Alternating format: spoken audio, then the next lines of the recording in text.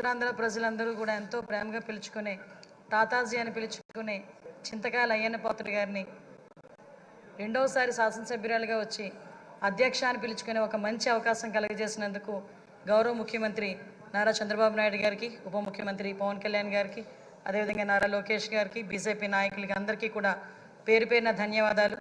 అదేవిధంగా ఈ శాసనసభలోకి నన్ను గౌరవంగా పంపించిన నా పాయకరావుపేట నియోజకవర్గ ప్రజలందరికీ కూడా ధన్యవాదాలు, నమస్కారాలు తెలియజేసుకుంటున్నా. 7 సార్లు ఎమ్మెల్యే, 5 సార్లు మంత్రి, 1 సారి ఎంపీ, ఇన్నిసార్లు రాజకీయ జీవితం గడిపినా కూడా ఎక్కడా కూడా భూతద్దం పెట్టి ఎతికినా కూడా ఒక మచ్చ కూడా కనిపించక, కేసు పెట్టాలని ప్రయత్నం చేసినా కూడా ఏమీ కనబడక, నిర్భయ యాక్ట్లు పెట్టుకునే స్థాయికి దిగజారిన ఆ గవర్నమెంట్లో కూడా ఎదురుడి నిలబడిన ధీరుడు మా అయ్యన్న పాత్రుడు గారు, మా తాతాజీ గారు. అటువంటి వ్యక్తిని ఈరోజు స్పీకర్ స్థానంలో కూర్చొని ఈరోజు ఎంతోమంది ఎమ్మెల్యేలకి మార్గదర్శకంగా కూర్చోబెట్టినందుకు నిజంగా అందరికీ కూడా, ఇక్కడ ఉన్న వాళ్ళందరికీ కూడా పేరు పేరున నేను ధన్యవాదాలు, నమస్కారాలు తెలియజేసుకోవాలి. ఎందుకంటే అయ్యన్న పాత్రుడు గారు నా పక్క నియోజకవర్గం. ఎప్పుడూ కూడా గురువు గారిగా నేను రాజకీయాల్లోకి వచ్చినప్పుడు కొత్తగా ఉన్నప్పటికీ కూడా ప్రతి ఒక్క విషయంలోని కూడా మమ్మల్ని గైడ్ చేసి ఈరోజు ఈ పొజిషన్కి తీసుకురాగలిగారంటే ఆ రోజు అయ్యన్న పాత్రుడు గారు ఇచ్చిన స్ఫూర్తి. అయ్యన్న పాత్రుడు గారు 2004లో నేను నర్సీపట్నంలో ఒక టీచర్గా నేను ఉండేదాన్ని. ఎందుకంటే ఈ ఒక్క ముక్క చెప్పాలి, ఎందుకంటే ఈ ఎన్డీఏ గవర్నమెంట్ కానీ తెలుగుదేశం పార్టీ గవర్నమెంట్ కానీ ఒక సామాన్యులను తీసుకొచ్చి శాసనసభలో కూర్చోబెట్టి శాసనాలు తీర్చిదిద్దే విషయంలో ముందు కూర్చోబెడుతున్నారన్న విషయాన్ని తెలియజెప్పడానికి ఒక విషయం చెప్పాలి. 2004లో నేను టీచర్గా నర్సీపట్నంలో పనిచేస్తున్నా. ఆ టైంలో గౌరవ స్పీకర్ గారు అక్కడ ఎమ్మెల్యే. ఆ రోజు నేను వెళ్ళి మీకు బొకే కూడా ఇచ్చున్నా, మీ జన్మదినానికి వచ్చి మేము శుభాకాంక్షలు తెలియజెప్పడానికి యాజ్ ఎ టీచర్గా. మళ్ళీ ఈరోజు ఇక్కడ కూర్చొని ఒక శాసనసభలో ఒక మంత్రిగా, ఒక స్పీకర్గా మీకు ధన్యవాదాలు తెలియజేసుకునే ఒక మంచి అవకాశం ఇచ్చినందుకు తెలుగుదేశం పార్టీ అధినేతగా చంద్రబాబు నాయుడు గారికి అందరి తరపున నేను ధన్యవాదాలు, నమస్కారాలు తెలియజేసుకోవాలి. ముఖ్యంగా మీరు చాలామంది ఇప్పుడు చెప్పారు, 40 సంవత్సరాల సుదీర్ఘ రాజకీయ చరిత్ర, ఎక్కడా కూడా మచ్చలేదు, ఎన్నో పోర్ట్ఫోలియోలు చేశారు, ఎంపీగా చేశారు. అతి ముఖ్యంగా ఒక సామాన్యుడికి అతి దగ్గరగా ఉండి కార్యకర్తకి భరోసాగా నిలబడి అయ్యన్న పాత్రుడు అంటే ఒక బ్రాండ్గా నిల్చున్న వ్యక్తి మీరు. ఇవన్నీ జరగడమే కాకుండా మొన్న 2019 అంటే ఇంతవరకు మనం ఎంతవరకు పనిచేసామన్నది ఒక ఎత్తు అయితే 2019 నుంచి 2024 వరకు ఉన్న పీరియడ్ని మనం ఒక బ్లాక్ పీరియడ్ కింద తీసుకోవాలి రాజకీయ చరిత్రలోనే.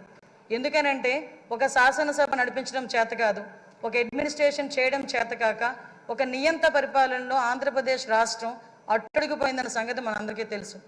చాలా సందర్భాల్లో తమరితో కూర్చునేటప్పుడు కూడా నేను ఇన్ని సంవత్సరాలు రాజకీయంలో ఉన్నాను కానీ ఇలాంటి ముఖ్యమంత్రిని చూడలేదు అని ఒక్కొక్క సందర్భంలో మీరు మీ భాషలో చెప్పిన సందర్భాన్ని కూడా ఇక్కడ గుర్తు చేసుకోవాలి. ఎందుకనంటే ఇన్ని సందర్భాలు ఒక ఎత్తు అయితే ఈ 5 సంవత్సరాలు మీరు ఎదుర్కొన్న సమస్యలు, నేను ఈ ఒక్క విషయంలోని కూడా మీ కుటుంబ సభ్యుల్ని కూడా నేను అప్రిషియేట్ చేయాలి సార్. ఎందుకంటే 40 సంవత్సరాల రాజకీయ చరిత్రలో మీరు ఎక్కడా కూడా ఒక మచ్చ లేకుండా మీ రాజకీయ ప్రస్థానం మీరు వెళ్తున్నారంటే అక్కడ మీ సతీమణిగా ఉన్న పద్మావతమ్మ కానీ, మీ కుమారులుగా ఉన్న విజయ్ రాజేష్ గారు కూడా, మా కుటుంబ సభ్యులందరూ కూడా మీకు సపోర్టివ్గా నిలబడ్డాం. లాస్ట్ 5 ఇయర్స్లో మనం చూసుకుంటే విజయ్, రాజేష్, అమ్మ ఈ ముగ్గురు కూడా ఎంతో బాధపడ్డారు. రాజకీయంలో ఉన్నందుకు మనం బాధపడడం, మనం ఆ ప్రాబ్లం ఫేస్ చేయడం అనేది ఒక ఎత్తు అయితే ఎక్కడా కూడా తొనకకుండా వెనకకుండా మీకు సపోర్ట్ చేయటం. ఆఖరికి ఎంత దారుణం అంటే మనవరాల్ని కూడా ఇంట్రాగేట్ చేశారు పోలీసులు వచ్చి. చిన్న పిల్ల 3 సంవత్సరాల పిల్లని కూడా ఇంట్రాగేట్ చేసి ఆ అమ్మాయిని కూడా భయకంపితులను చేశారు. అటువంటి సిచ్యువేషన్లో కూడా ఎక్కడ కూడా కదలలేదు. ఒక చిన్న 6 అడుగుల దూరం అని చూపించి గోడను కూల్చడానికి వందలాది మంది పోలీసులు మీ ఇంటి చుట్టుపక్కల పెట్టినా, సార్ ఎక్కడికైనా వెళ్ళండి, జైల్లో పెడితే మళ్ళీ ఇబ్బందులు పడతారేమో అంటే, వస్తే అరెస్ట్ చేయని అమ్మా ఏం చేస్తారు, మహా అయితే చచ్చేటప్పుడు కూడా అదే జెండాతో చచ్చిపోతాను తప్పించి ఏ రోజు కూడా జెండా మార్చకుండా నేను నిలబడతాను, అది నా రాజకీయ నైజం అని గర్వంగా చెప్పిన వ్యక్తి మా అయ్యన్న పాత్రుడు గారు. అటువంటి వ్యక్తి ఈరోజు సభా స్పీకర్ స్థానంలో ఉండటం నిజంగా మా అదృష్టంగా నేను భావిస్తున్నా. అదేవిధంగా ఈరోజు ఏదైతే ఇందాక మన నాయకులందరూ కూడా చెప్పున్నారు, లాస్ట్ 5 సంవత్సరాల్లో పరిస్థితి ఎలా ఉందంటే, ఇంకొక విషయం ఇక్కడ చెప్పాలి సార్. ఎందుకనంటే ఈరోజు ఒక బీసీ నాయకుడిని, ఒక 40 సంవత్సరాల సుదీర్ఘ అనుభవం రాజకీయ అనుభవం ఉన్న ఒక నాయకుడిని సరైన పొజిషన్లో సరైన మనిషిని సరైన పొజిషన్లో కూర్చోబెట్టేటప్పుడు ప్రతిపక్ష హోదాలో ఉన్నవారు, ప్రతిపక్ష హోదా కూడా కాదు, మినిమం మా పార్టీ ఎమ్మెల్యేలు ఇక్కడికి వచ్చి పార్టీ సభ్యుల కింద మిమ్మల్ని కూర్చోబెట్టడం ఒక సంప్రదాయం. సాంప్రదాయాలకు విలువిచ్చే ఒక పార్టీగా, సాంప్రదాయాలు విలువిచ్చే అధికార పక్షంగా నిన్న కూడా ప్రమాణ స్వీకారాలు చేసేటప్పుడు 11 మందిలో ఒక ఎమ్మెల్యే మాత్రమే జగన్మోహన్ రెడ్డి అన్న వ్యక్తి, అతనికి ప్రతిపక్ష హోదా లేదు. అలాంటి వ్యక్తిని కూడా సీరియల్ ప్రకారమో ఆల్ఫాబెట్ ప్రకారమో పిలవకుండా ఒక గౌరవ మాజీ ముఖ్యమంత్రి అన్న ఒక హోదాలో మనం పిలిపించి మినిస్టర్స్ తర్వాత అతను ప్రమాణ స్వీకారం చేసే అవకాశం ఇచ్చాం. అది మన గౌరవం, మన సంప్రదాయం. అది కాకుండా ఈరోజు అటువంటి సంప్రదాయం ఎందుకు వాళ్ళు రిసీవ్ చేసుకోలేకపోతున్నారు? ఈరోజు ఒక బీసీ నాయకుడు ఆయన రాకపోతే పోయాడు, ఆయన పులివెందులు వెళ్తాడు, ఎక్కడికి వెళ్తాడు.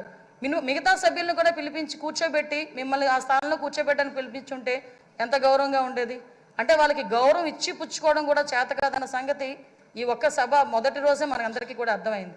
నేను ఒకటే అప్పీల్ చేస్తున్నాను సార్, ఈ సభలో ఇంతకు ముందు జరిగిన అవమానాలు కానీ, ఏ ఆడపిల్లకి కూడా ఇంతకు ముందు జరిగిన అవమానాలు కానీ, ఏ ఒక్కరికి కూడా, ఆడపిల్లలకే కాదు ఇక్కడ శాసన సభ్యులకి కూడా ఎక్కడ కూడా ఎటువంటి అవమానాలు జరగకుండా చూసుకునే బాధ్యత. ఎందుకంటే నాయకుడిగా 40 సంవత్సరాల సుదీర్ఘ అనుభవం చంద్రబాబు నాయుడు గారి కంట కన్నీరు చూసింది ఈ అసెంబ్లీని. అటువంటి ఈ అసెంబ్లీలో ఆ రోజు కౌరవ సభగా ఉన్న అసెంబ్లీలోకి మళ్ళా గౌరవ సభగా వస్తానని చెప్పి ప్రమాణం చేసి ఇంతమంది సభ్యుల్లో గౌరవంగా మమ్మల్ని కూడా తీసుకొచ్చినందుకు ప్రత్యేకంగా ఆంధ్రప్రదేశ్ రాష్ట్ర ప్రజలందరికీ కూడా ధన్యవాదాలు తెలియజేసుకోవాలి. ఎందుకంటే 175 మంది అంటే ఒకటి మాత్రం చెప్పాలంటే 5 కోట్ల ఆంధ్రప్రదేశ్ ప్రజల్లో 175 మందికే వస్తుంది అధ్యక్ష అని పిలిచే పలుకు. ఒకే ఒకరికి వస్తుంది అధ్యక్ష అని పిలిపించుకునే ఒక వర్డ్. అది మీరవ్వటం నిజంగా మా అదృష్టం, ఉత్తరాంధ్ర ప్రజలు చేసుకున్న అదృష్టంగా నేను భావిస్తున్నా. అటువంటి ఉత్తరాంధ్ర నుంచి వచ్చిన మీరు ఈరోజు ఇందాక పెద్దలు గౌరవనీయులందరూ చెప్పినట్టుగా ఉత్తరాంధ్ర ప్రజలకే కాదు ఆంధ్రప్రదేశ్ రాష్ట్ర ప్రజలకి, అదేవిధంగా భారతదేశంలోని స్పీకర్లందరికీ కూడా ఆదర్శప్రాయంగా ఉంటారని నేను మనస్ఫూర్తిగా నమ్ముతున్నా. మీకు ఆ బ్యాలెన్సింగ్ ఉంది సార్. చాలామంది ఏమనుకుంటారంటే మనం స్పీడ్ అవుతామేమో అనుకుంటారు, కానీ మీకు ఆ బ్యాలెన్సింగ్ ఉందన్న సంగతి నాకు తెలుసు. ఎందుకంటే మిమ్మల్ని అతి దగ్గరగా మీ కుటుంబ సభ్యురాలుగా నన్ను ఎప్పుడు కూడా ఒక కూతురుగా చూసుకుంటారు. అమ్మ కూడా ఎప్పుడు కూడా మమ్మల్ని అందరినీ కూడా ఆదరిస్తారు. మీకు ఇంకొక విషయం చెప్పి ముగిస్తాను సార్. నేను లాస్ట్ టైం గవర్నమెంట్లో ఏదైతే ఆడపిల్లల మీద ట్రోలింగ్ కానీ, సోషల్ మీడియాలో ట్రోలింగ్స్ కానీ, అదేవిధంగా వ్యక్తిగతంగా మాట్లాడడం కానీ, మీరే కాదండి అక్కడున్న చాలామంది అండి సోషల్ మీడియాలో బాధలు పడ్డాం. బయటకు వస్తే నోటుకొచ్చినట్టు తిట్టారు. మీతో పాటు మాకు కూడా 23 కేసులు ఇంచుమించుగా కేసులు పరంపర నడుస్తుంది. మీరు నేను కలిపి ఉన్న కేసులు చాలా ఉన్నాయి, ఇంచుమించు 4-5 కేసులు ఉన్నాయి. ఇవన్నీ మళ్ళీ పునరావృతం కాకుండా రాబోయే తరాల వారికి ఒక శాసనసభ అంటే ఇలా ఉండాలి. లాస్ట్ 5 years చాలామంది నాతో చెప్పారు, మేము పిల్లలతో కూర్చొని శాసనసభ చూడలేకపోతున్నాం. ఇంతకుముందు స్కూల్ పిల్లల్ని తీసుకొచ్చి గ్యాలరీలో కూర్చోబెట్టి శాసనసభ అంటే ఇలా జరుగుతుందని చూపించేవారు. అటువంటి సంప్రదాయం పోయి ఈరోజు టీవీలు ఆఫ్ చేశారు లాస్ట్ 5 years కూడా. అలా కాకుండా అందరూ కూడా శాసనసభను వీక్షించి జరిగే చట్టాలని కూడా వాళ్ళందరూ కూడా పాలు పంచుకునే అవకాశం కూడా మనందరం కూడా కలిగజేయాలని, దానికే మీరు సూటబుల్ వ్యక్తిగా మేము అనుకుంటూ మీకు మరొకసారి ఉత్తరాంధ్ర తరపున, పాయకరావుపేట నియోజకవర్గం తరపున ధన్యవాదాలు, అభినందనలు తెలియజేసుకుంటున్నాను సార్. Thank you. సభ్యులందరికీ మనమండి. చాలామంది సభ్యులు మాట్లాడడానికి నేమ్స్ పంపించారు. అయితే మిగిలిన సభ్యులు సమయాన్ని దృష్టిలో పెట్టుకొని మాట్లాడవలసిందిగా కోరుతున్నాను. ఇప్పుడు బీసీ జనార్దన్ రెడ్డి గారు.